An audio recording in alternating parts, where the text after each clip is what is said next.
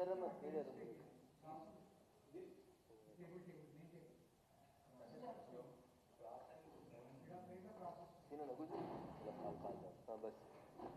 बस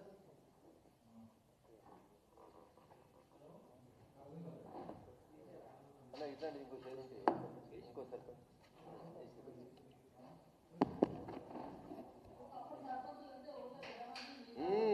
50 ఏళ్ళు 60 ఏళ్ళు ఉంటే అయిపోతుంది కుసరు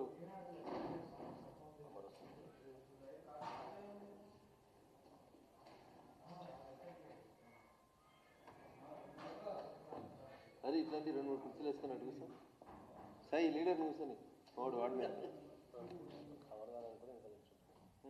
నన్ను అడిగితే వెనక చూడాలి కవర్ కాదు రాడండి ఇంకో సర్పంచ్ లీడర్ నన్ను వెళ్ళిపోయినా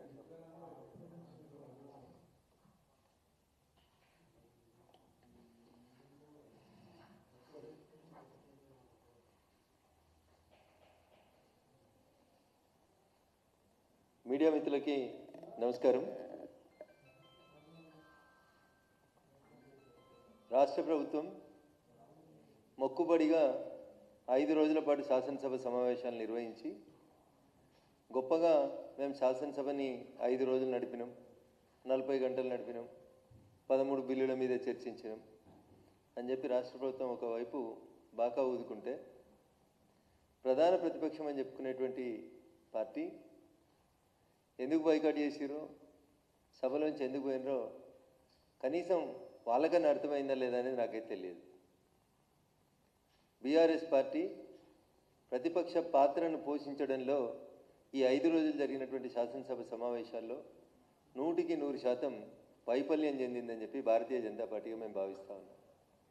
30 మంది ఉన్నాం, 39 మంది ఉన్నాం, మందబలం ఉంది, మాజీ మంత్రులు ఉన్నారు, మా సార్ లేత చూడు ఎట్లుంటుంది అని చెప్పారు సభల కంటే ముందు. సభ అయిపోయింది, సార్ ఇంకా లేవలేదు, సభకు రాలేదు.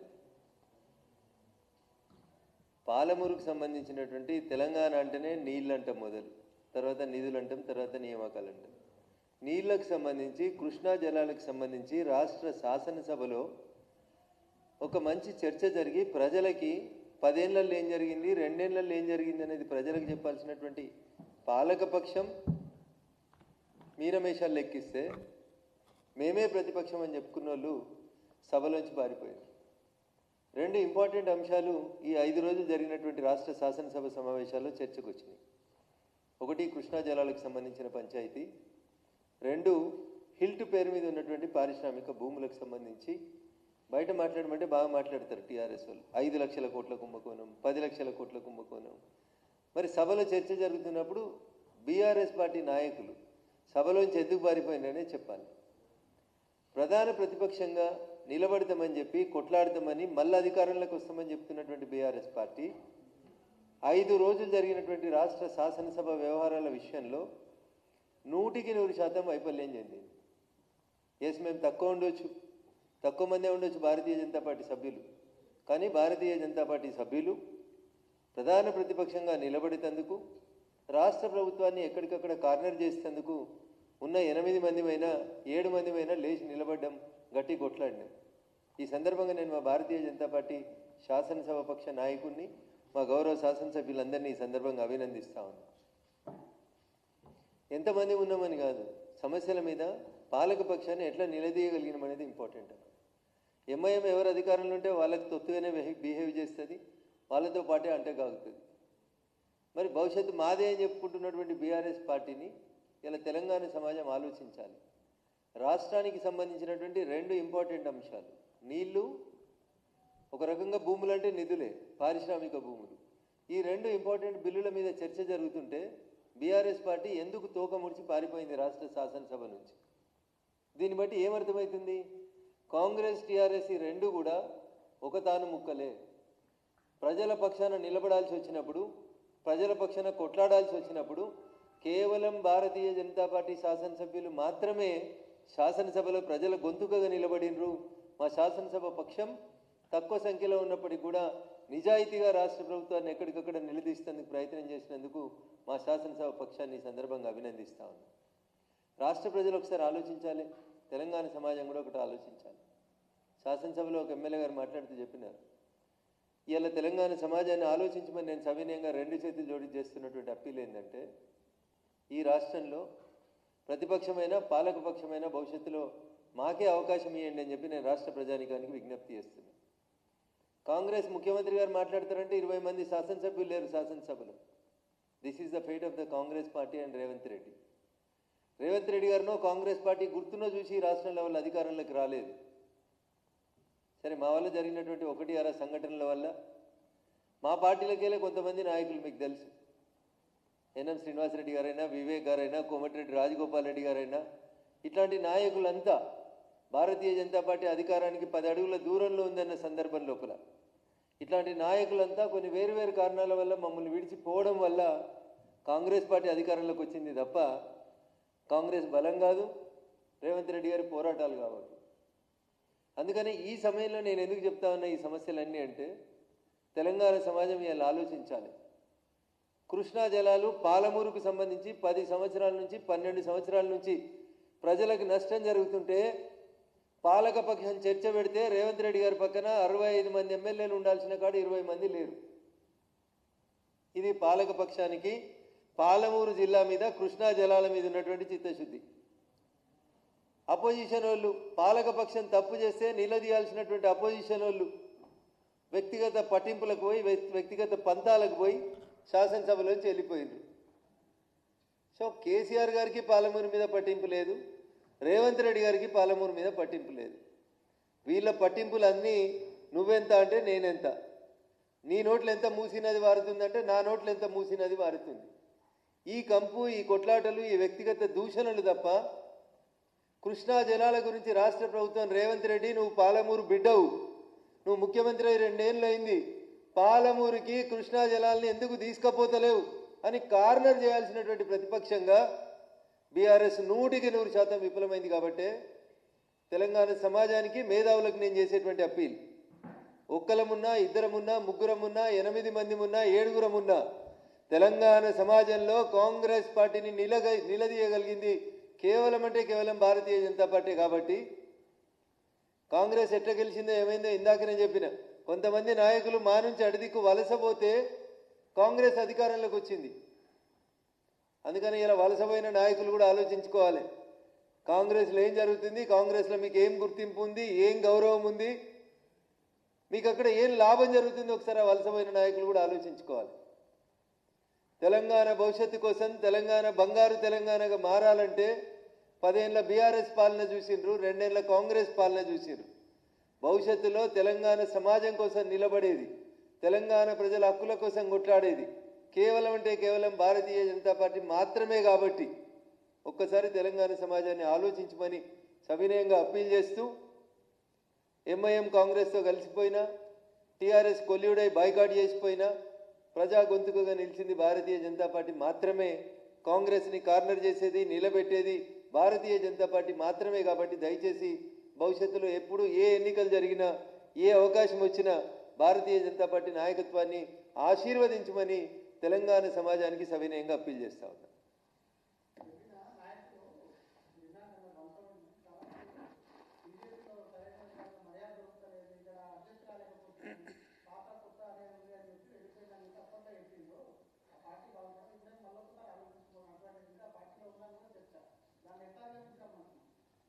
పాత కొత్త అనేటువంటి సమస్య ఎక్కడ లేదన్న, ఇది కేవలం మీడియా మిత్రులు సృష్టించినటువంటి సృష్టి. ఏ రోజైతే భారతీయ జనతా పార్టీ కార్యాలయానికి వచ్చి మా పార్టీ సిద్ధాంతాలు నచ్చినాయని మా కండువా కప్పుకుంటారో ఆ రోజు నుంచే వాళ్ళు భారతీయ జనతా పార్టీ నాయకులు. ఇక దానికి సీనియరు, జూనియరు, పాత కొత్త ఇదంతా మీడియాలో వచ్చేటువంటి టెర్మినాలజీ అండ్ టెక్నాలజీ భాష తప్ప పాత కొత్త ఏముంటుందన్న. నేను భారతీయ జనతా పార్టీ నాయకుడిని నేను చెప్పుకుంటాను. ఎన్ని సంవత్సరాలు నీ స్టాండింగ్ అని ఎవరైనా అడుగుతారా? ఇదేమైనా కోర్టులో కేసు వాదించడమా, సీనియారిటీ ఇచ్చేది ఉందా? కండువా కప్పుకున్న మరుక్షణం నుంచే మా పార్టీ నాయకులు మా సిద్ధాంతం నచ్చి మా ఆఫీస్కి వచ్చి మా నాయకత్వాన్ని బలపరుస్తూ కండువా కప్పుకున్న మరుక్షణమే అది ఉంటుంది. కాబట్టి నేను మళ్ళీ చెప్తా ఉన్నా, ఏమనంటే మీడియా మీద రఘునందన్ దాడి చేస్తుండంటారు. నేను మళ్ళీ చెప్తా ఉన్నా, మీ మీద స్వతంత్రం ఉంది కాబట్టి మాట్లాడుతూ ఉంటాను, నేను తప్ప ఎవరు మాట్లాడలేరు కాబట్టి మాట్లాడుతున్నా అని మాట్లాడుకుంటారు.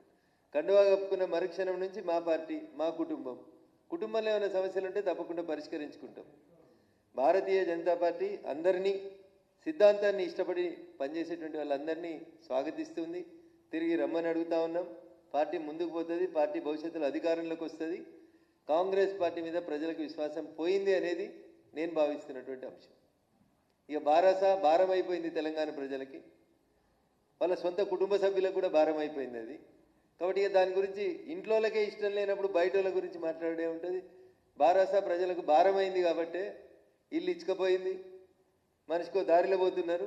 కాబట్టి ఇక మిగిలింది నిజంగా తెలంగాణ కోసం కొట్లాడేది, నిలబడేది, కలబడేది, అవసరం వచ్చినప్పుడు ప్రజల పక్షాన నిలబడేది భారతీయ జనతా పార్టీ నాయకత్వమే. కాబట్టి పెద్దల్ని మళ్ళీ ఆలోచించమంటున్నా. వాళ్ళంతా మా ఐడియాలజీకి వెళ్ళి పోయిన వాళ్ళే. ఎన్ఎం శ్రీనివాసరెడ్డి లాంటి వాళ్ళు మా ద్వారానే బై ఎలక్షన్స్ లోపల మొదటిసారి ఎమ్మెల్యే గెలిచిరు ఎన్ఎం శ్రీనివాసరెడ్డి గారు. కాబట్టి అట్లాంటి వాళ్ళు చాలామంది ఆ రోజున్న పరిస్థితులలో ఏమైనా తొందరపడి నిర్ణయాలు తీసుకున్నా మళ్ళీ ఆలోచించుకోవాల్సినటువంటి సమయం అయితే ఆసన్నమైందని చెప్పి నేను భావిస్తాను.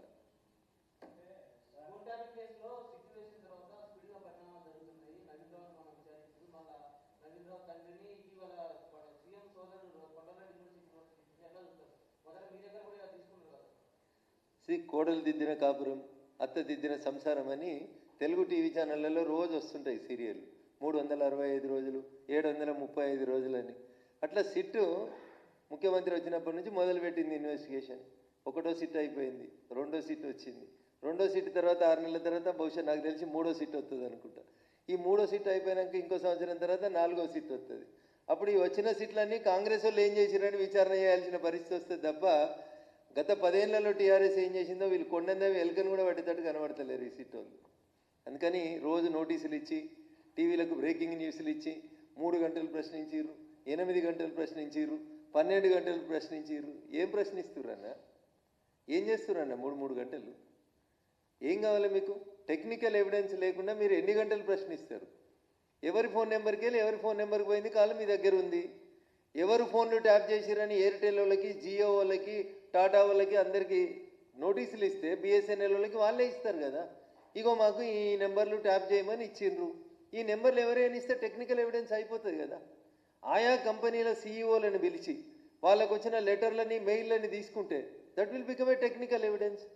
ఓ రోజు రఘునందన్ రావుని పిలిచిరు, ఓ రోజు నవీన్ రావుని పిలిచిరు, ఓ రోజు కొండలరెడ్డిని పిలిచిరు, ఓ రోజు రేవంత్ రెడ్డి అన్నని పిలిచిరు, ఓ రోజు రేవంత్ రెడ్డి డ్రైవర్ని పిలిచిరు. ఏందన్నా ఇదంతా? పిసిసి ప్రెసిడెంట్ గారు రేవంత్ రెడ్డి గారు చెప్పలేదా నా ఫోన్లు ట్యాప్ అయినాయని? అదే రేవంత్ రెడ్డి ముఖ్యమంత్రి అయిన తర్వాత మొన్న మధ్యలో మీడియా మిత్రులు అడిగితే చెప్తాడు, నా ఫోన్ ట్యాప్ అయితే నన్ను కూడా వెళ్తురు కదా అంటాడు. అంటే ప్రతిపక్ష నాయకుడిగా ఏం మాట్లాడిండ్రు మీరు? ముఖ్యమంత్రి అయిన తర్వాత ఏం మాట్లాడుతుండ్రు?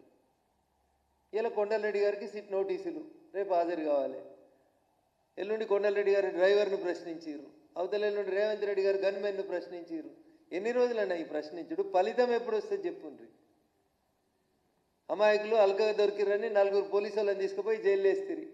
6 నెలల తర్వాత వాళ్ళు యువతలకు వచ్చిరు. వాళ్ళు యువతలకు వచ్చి కూడా మళ్ళీ 6 నెలలు అయ్యాయి. కర్త కర్మ క్రియ ఏళ్ళన్నీ ఒక్క దిక్కే చూపెడుతున్నాయి. ఒక్కని పిలిచేందుకు మీకు భయం అవుతుంది సిట్కి. వీళ్ళు వాళ్ళు ఆఖరికి వాళ్ళ బిడ్డ కూడా చెప్పింది కదా, ఇంటి అల్లుని ఫోన్ ఇవ్వడాన్ని ఇంటి ఆర్డర్ ఇంతకంటే ఫాల్తు పంచాయతీ ఉంటుందా అని అడిగింది బిడ్డ. ఇంకా ఎంతకంటే ఎక్కువ సాక్ష్యం ఏం కావాలి? ఇంటి అల్లుని ఫోన్ వింటారా అని అడిగింది. నీ భార్య ఫోన్ వింటారా, నీ భార్య ఫోన్ కూడా వింటావా అని అడిగింది. మరి బహుశా వాళ్ళ వదిన ఫోన్ కూడా విన్నారని అన్నేమన్నా డౌట్ ఉందేమో ఆమెకి. సో ఇంత దరిద్రంగా వ్యవస్థలు నాశనం అయిపోయిన తర్వాత రోజు టీవీలలో బ్రేకింగ్ల కోసం సిట్ నుంచి పిలుపు. ఏం జరిగింది చెప్పు? మళ్ళీ పిలిస్తే వస్తాం. లీడర్లు బయటకు వచ్చి ఏం చెప్తారు? సిట్ అడిగిన అన్ని ప్రశ్నలకి సమాధానాలు చెప్పినాం, మళ్ళీ పిలిస్తే వస్తాం, విచారణకి సహకరిస్తాం. ఈ 3 మాటలు కాక కొత్త మాటలు ఒక్కటి చెప్పురన్నా? Everyday the same breaking news అంతే. ఎన్ని గంటలు? 3 గంటలు, 6 గంటలు, 9 గంటలు, 12 గంటలు. ఏమవుతుందన్నా? ఏం జరుగుతలేదు. నాలాంటి కనిపిస్తుంది దీనిలో ఏం జరిగేటట్లేదు. ఇది ఉత్త టైంపాస్ వ్యవహారం. కాంగ్రెస్ పార్టీకి ఏదైనా ఎలక్షన్లు వస్తున్నాయని అనిపిస్తే ప్రతిపక్షాలని పిలుస్తురు సిటీ దగ్గరికి అని చెప్పి అబ్బా కాంగ్రెస్ ఏదో పనిచేస్తుంది అని చెప్పుకునేందుకు జరుగుతున్న ఇన్వెస్టిగేషన్ తప్ప అది ఎస్ఐటి సిట్టా లేకపోతే సిఐటి సిట్టా నాకైతే అర్థమైతలేదు. అది కాంగ్రెస్ ఇన్వెస్టిగేషన్ టీం ఏమైనా అవుతుందా ఏమవుతుందో అర్థమైతలేదు. ఎస్ఐటి సిట్ కాస్త సిఐటి సిట్ లాగా అయిపోయినట్టుంది, కాంగ్రెస్ ఇన్వెస్టిగేషన్ టీం అయిపోయినట్టుంది. వాళ్ళు ఏం ఉద్ధరించేటట్టు కనబడతలేరు, ఏం ప్రజలకైతే న్యాయం జరుగుతున్నట్టయితే కనబడతలేదు. బ్లేటెంట్గా 650 నెంబర్లు నక్సలైట్ల పేరు మీద ప్రజాప్రతినిధుల పేర్లు ఫోన్లు ట్యాప్ అయినాయని సర్వీస్ ప్రొవైడర్ నుంచి మీకు ఉత్తరం వచ్చింది. ఇంతకంటే ఎక్కువ ఏం కావాలి? అంతమంది పోలీస్ అధికారుల్ని రిమాండ్ చేసినప్పుడు వాళ్ళు సాక్ష్యాలు చెప్పారు మీకు. ఇంకా ఏం కావాలి? ఉన్నది ఉన్నట్టు మాట్లాడితే ఊరందరికీ శత్రువు అంటారు. అట్లున్నది నా పంచాయతీ. రఘునందన్ రావుకి ఏం అవసరం? ఎందుకు మాట్లాడుతున్నాడు? Raghunandan Rao is the first victim. Telephone tapping first victim Dubbaka by elections నేనే. ఇంతకంటే ఎక్కువ ఎన్ని చెప్పినా వాళ్ళకి పోలీసు వాళ్ళకి అర్థం కావు. వాళ్ళ ఇన్వెస్టిగేషన్ తూతు మంత్రం మామ తప్ప ఏం లేదు అందులోపల. మళ్ళీ రేపు మున్సిపల్ ఎలక్షన్లు అవో ఇవో వస్తున్నాయి కాబట్టి వీళ్ళకి నోటీసులు ఇస్తున్నాం, వాళ్ళకి నోటీసులు ఇస్తున్నాం, పేపర్లలో పెద్దగా రాయించుకొని వాళ్ళని పెద్ద లీడర్లను చేసేందుకు తప్ప ఇంకోటి ఏం లేదు.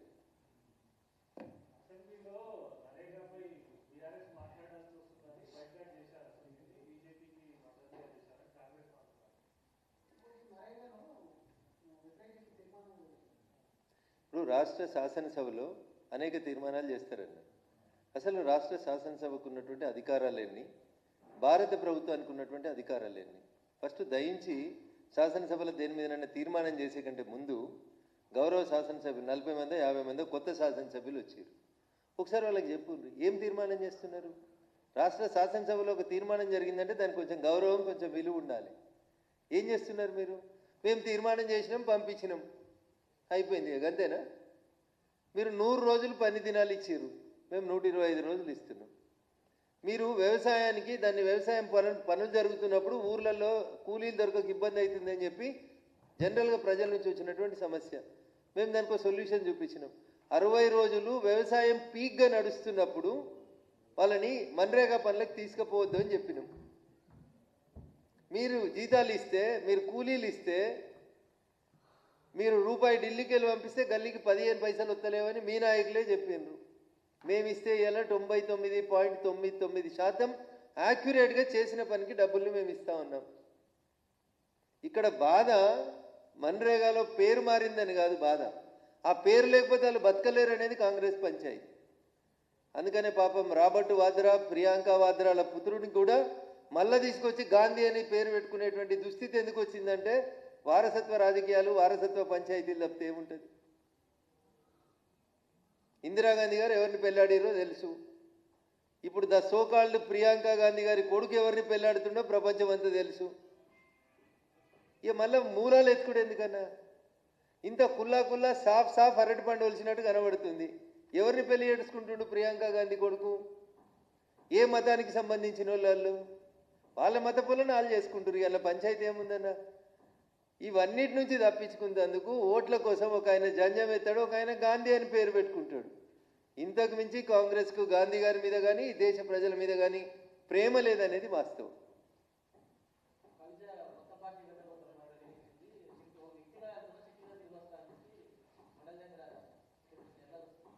భారత ఎన్నికల సంఘం దగ్గర 6201 పొలిటికల్ పార్టీలు రిజిస్టర్ అయినాయి. సోదరి కవిత గారు రిజిస్టర్ చేస్తే 6202 అయితే సంతోషం, స్వాగతిస్తాం. సమాజం చైతన్యవంతమైంది. తెలంగాణ ఇంకా చైతన్యవంతమైనటువంటి సమాజం. కొత్త పార్టీలు పెట్టడానికి మాకేం అభ్యంతరం లేదు. ఎవరు పార్టీ పెట్టినా, తమిళనాడులో విజయన్ గారు పెట్టిరు, మేమన్నా వద్దన్నమా? ఎవరు కొత్త పార్టీ పెట్టినా భారత ప్రజాస్వామ్యాన్ని గౌరవించి, ఎన్నికల సంఘం డ్యూటీస్ని గౌరవించి ఎవరు కొత్త పొలిటికల్ పార్టీ పెట్టినా మేము స్వాగతిస్తాం. ప్రజల ముందుకు రండి, ప్రజల ఆశీర్వాదం పొందండి, అప్పుడు ఆలోచిద్దాం.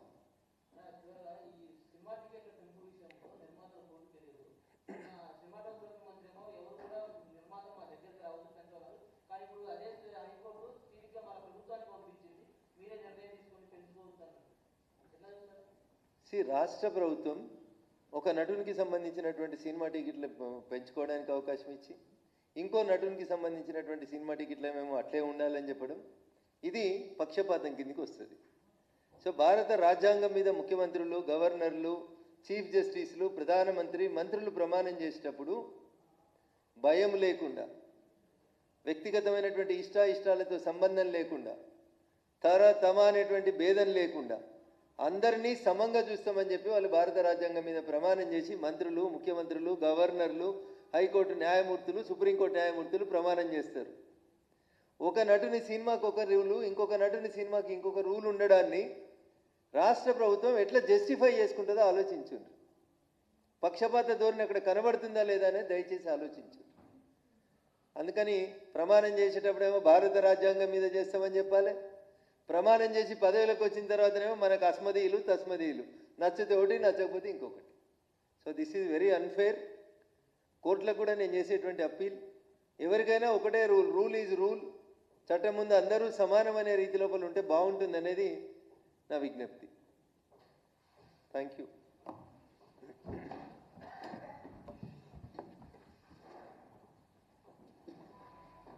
ఇంకోసారి